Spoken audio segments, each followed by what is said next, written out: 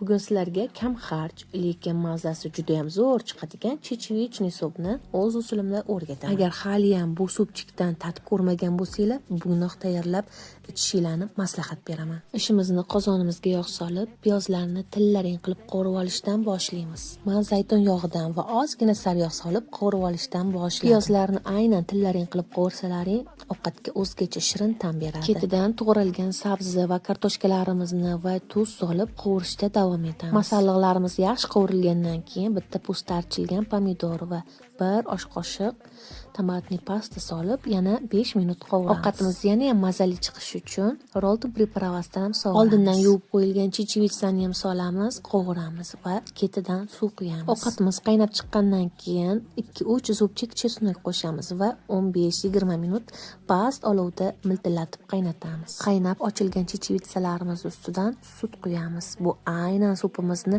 juda ham mazali bo'lib chiqishini ta'minlaydi. So'ng blenderlaymiz va tuz namagini to'g'irlab, limon va smetana bilan dasturxonga tortamiz. Qarabsizki, yarim soatda ham mazali, ham kam xarj bo'lgan chechevichniy supimiz ham tayyor. Albatta tayyorlab ko'ringlar va tayyorlaganinglarda meni duo qilishni ham unutmanglar. Va albatta mehringlarni ham kutib qolaman. Bilasizlar, ko'nglim ko'tariladi.